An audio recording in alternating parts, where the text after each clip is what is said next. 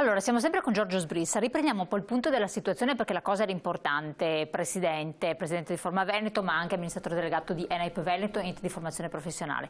Famiglia che non riesce per questioni di lavoro, eccetera, come tante famiglie, e anche con chi riesce è difficile seguire gli adolescenti che vogliono essere autonomi, che hanno i loro tempi, i loro ritmi, insomma, vabbè. Nella scuola, nella formazione a distanza, la famosa DAD, il ragazzo non va bene, voti bassi o anche se sono voti con la sufficienza, apprendimento scarso, non va avanti, siamo ad aprile e la famiglia dice boh, piuttosto che perdere l'anno cosa facciamo? Ti cambio scuola. Sì, il problema è questo. Non è, scusate, io lo dico anche per tutti i genitori perché da noi ne vediamo dalla mattina alla sera e sono disperati di questa situazione. Non è colpa dei genitori, ci sono delle cose che non si possono trasmettere normalmente. Le competenze logico-matematiche è difficile trasmetterle attraverso un PC. Anche solo il fatto di scrivere la lavagna, è difficile, no? Non si riesce perché c'è richiesta un'astrazione, cioè tutta una serie di cose è molto difficile e questo è un tema che dovremmo affrontare perché molti di questi ragazzi in questo periodo qui non hanno acquisito competenze logico-matematiche. Stavamo dicendo, parto in prima, vengo promosso, sono in seconda, avevo già qualche difficoltà, vedo che le difficoltà aumentano. Cosa succede normalmente? Appena sono rientrati a scuola questi ragazzi, qualche settimana fa, subito una serie di verifiche che poi si sono trovati i ragazzi a fare 10 verifiche alla settimana, risultati non proprio positivi, voglio cambiare scuola. Hanno già perso un anno, hanno paura di perdere il secondo anno. Ma a aprile dove si va? Perché anche andare all'ENAIP, se io sono in seconda, non è che lo metto in seconda all'ENAIP che non ha mai fatto laboratorio. Quello che stavo dicendo, l'ENAIP anche l'anno scorso e anche quest'anno ha fatto a distanza la formazione per le materie dell'asse culturale, matematica, italiano, eccetera, ma ha continuato a fare laboratorio sempre praticamente. I ragazzi di ENAIP hanno sempre fatto laboratorio in presenza, ci mancherebbe altro.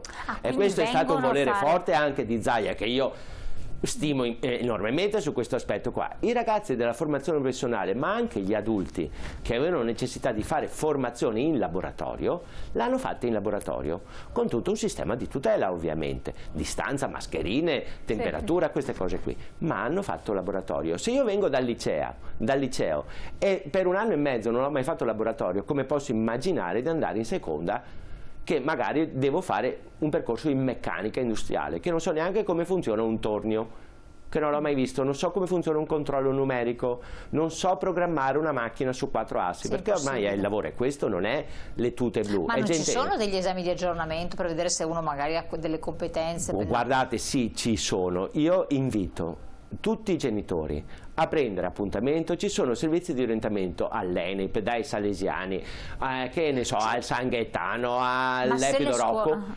Però i genitori ci stanno scrivendo che sono chiuse queste scuole, non posso Ma non è vero, basta telefonare, prendere appuntamento, perché lo può fare la scuola facendo percorsi di mini stage. Un giorno un ragazzo va lì. Questo lo si fa in tanti posti, dipende dal coordinatore della scuola, ogni scuola è diversa, ci sono scuole eccellenti, intendo scuole di Stato, scuole meno, però a prescindere da questo c'è la parte attiva dei genitori, telefonano all'ENAIP, posso venire lì a fare un colloquio di orientamento, si fa un colloquio di orientamento, se uno vuole si valuta, si dice guarda sai, queste cose le sai fare, quest'altre non sai fare, c'è il problema nel laboratorio, però l'invito a farlo immediatamente perché dopo arrivano a settembre pensando di andare in un'altra classe che sono già piene. Certo, allora se noi dobbiamo programmare, sapere, perché non possiamo mettere dentro 30 persone su una classe se uno deve fare laboratorio, non impara niente, c'è tutta una serie di composizioni.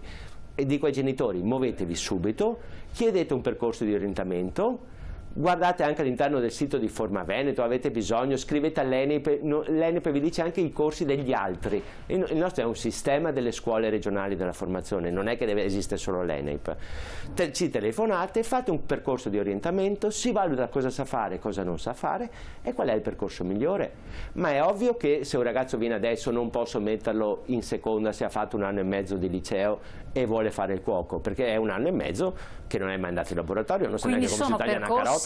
certo, sono percorsi scolastici un po' particolari proprio perché hanno tanto laboratorio. Hanno tanto, per cui 50%. Devi partire dal primo anno. Ma l'altra domanda che tanti si fanno, aspetta che leggo i messaggi perché sennò resto indietro. Tranquilli, nella scuola pubblica oltre a non essere bocciato non avrai neppure i voti bassi, basta che accendete il PC e fate presenza, almeno qualcuna. Questo non è assolutamente vero, perché le pagelle stanno già arrivate, stanno arrivando. E i voti, e ci sono anche tanti voti negativi. Vi stavo dicendo, noi abbiamo controllato, abbiamo fatto una ricerca con la Fondazione Nord-Est, il sistema della formazione professionale, parlo delle scuole regionali della formazione, l'anno scorso ha bocciato, né più e né meno dell'anno precedente. I voti non sono cambiati sostanzialmente perché noi sapevamo già fare formazione a distanza, la facevamo per le aziende.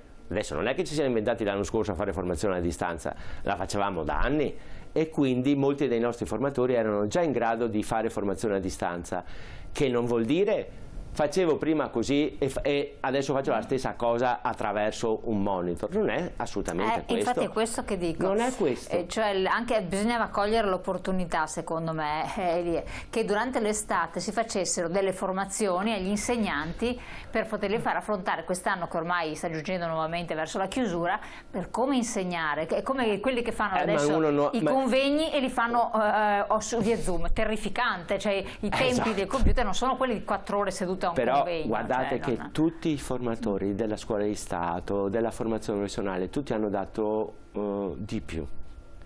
Però serve un po' di tempo per imparare a farlo. Quello che stavo dicendo, quello che è successo, è certo che il docente di matematica vuole sapere se questi ragazzi hanno imparato o no. Nel momento in cui li ha riavuti in classe, gli ha fatto quello che fa normalmente, una verifica. Solo che fa la verifica con le modalità che conosceva prima. E invece dovrebbero essere modalità diverse perché abbiamo usato metodi diversi. Ho imparato le risposte ma sono cambiate le domande, è questo che si dice normalmente. E un grande grido d'allarme è sicuramente questo: le competenze logico-matematiche è difficile, difficilissimo, noi veniamo da anni di esperienza, è difficilissimo trasmetterle a mezzo di una formazione e di una didattica. Ecco, le chiedo l'altra cosa a proposito di competenze acquisite, poi parleremo anche di vedere la modalità della didattica a distanza, i pro e i contro. Alcuni genitori dicono che non vogliono mandare il ragazzo nella scuola di formazione professionale per quanto non abbia grandi attitudini, perché tutta la formazione culturale di base risulta un po' pregiudicata, quindi la grammatica che non viene seguita in modo opportuno, anziché, insomma ci sono alcuni aspetti che non sono così impegnativi e di conseguenza il ragazzo esce con una cultura più bassa. Alcuni non sanno esprimersi, un tema viene comunque scorretto, insomma abbiamo diversi esempi di persone che ci hanno scritto, per cui optano per la ragioneria della situazione anziché a volte il liceo, e il ragazzo si trova in enormi difficoltà. Questo è un grande problema culturale del nostro paese e soprattutto è un problema culturale nostro, soprattutto di chi ha una certa età. Allora oggi abbiamo molti nonni che consigliano anche ai ragazzi, e l'idea che noi abbiamo di chi lavora, e con tutto rispetto, nell'ambito della meccanica è quello dell'idea che avevamo dei film degli anni 70 dove questa gente era tutta sporca con le tute sporche. Allora, intelligenza ce ne sono classificate almeno 8 tipi diversi. E non è che sia uno più intelligente se sa il greco e non sa il greco, non funziona così. Non è che nella formazione professionale non si faccia cultura e che non si faccia matematica. Nella matematica, io lo dico sempre, guardate chi lavora nella meccanica, io ce l'ho con la meccanica perché il nostro è una regione, io continuo a gridarlo, insieme con gli industriali abbiamo bisogno di tecnici bravissimi. Guardate che nella meccanica, quando muovete una macchina a controllo numerico, siete con un camice bianco e state usando una macchina da $500.000. Io voglio sapere quanti nel lavoro hanno una responsabilità da $500.000 in mano, con una macchina che va via su 3 assi che devono essere programmati. Dal punto di vista matematico non è mica una stupidaggine questa, è una cosa molto alta. Lasciamo stare i soldi che si guadagnano, perché sappiamo tutti che si guadagna di più.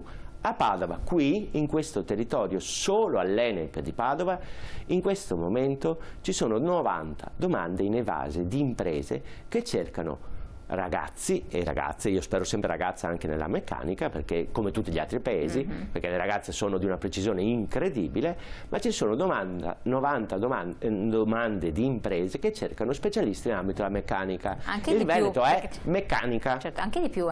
ENAIP e scuole professionali sono le uniche che ancora funzionano. Un amico l'ha fatta e trova, cambia lavoro come vuole, ha una competenza. Sì, e oltretutto posso anche dire una cosa, questa è fantasia che una volta, è una cosa che viene dal 1900 in Italia, cioè, allora di qua c'è l'intelligenza perché fai il liceo classico e di qua gli altri sono scemi. Sì, però chi fa correre le Ferrari e farle vincere, guardate che gente che viene fuori all'ENAIP. Tutto questo studio qui è qualcuno che ha tirato fili, ha cablato cavi, ha programmato tutto, e chi è che l'ha fatto? Certo, però il problema sono, appunto, come diceva lei, sono il discorso delle famiglie. Uno parla con una famiglia di magari operai specializzati: io vorrei che mio figlio diventasse dirigente d'azienda, non magari facesse lo stesso lavoro, oppure in realtà magari l'operaio specializzato può andare a lavorare in Germania e guadagnare l'ira di ma Dio. poi io non capisco perché, guardate che il responsabile dei reparti di produzione o molti dirigenti, anzi, ricominciamo, chi fa percorsi di formazione professionale ha una probabilità di fare impresa 20 volte più alto di chi non lo fa. Ecco, riflettiamo su queste parole. Andiamo in pubblicità di nuovo, poi torniamo con Giorgio Sprisa per l'ultima parte della trasmissione, tra poco.